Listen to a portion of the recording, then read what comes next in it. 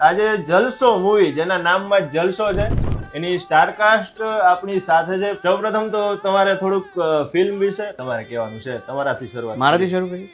Okay, તો film જલસો લઈને આવ્યા છે તમારા માટે. અને આ ફિલ્મમાં મારું કેરેક્ટર છે એ પૂજાના મામાનું છે અને ધર્મેશભાઈના શાળાનું કેરેક્ટર છે અને જેનું નામ છે સુંદર.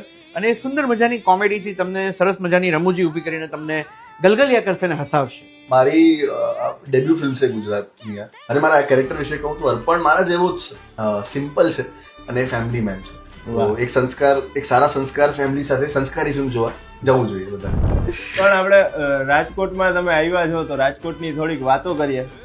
રાજકોટનું નામ નથી લેવાનું, તમારે વાત કરવાની છે, એનાથી લોકોને ખબર પડી જાય છે કે આ રાજકોટની વાત. માવો, બારથી 4 દુકાનો બંધ, ચટણી, ગોરધનની, દાલ પકવાન, વડેલા ગાંઠિયા, જલારામની ચીક્કી, બાબુ ચૂનો.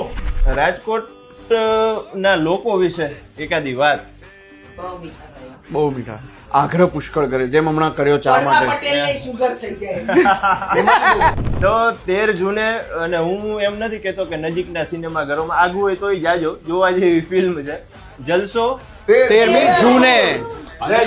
જય દ્વારિકાધીશ. ઓલ ઓવર વર્લ્ડમાં રિલીઝ થઈ રહી છે. Yes. Yeah.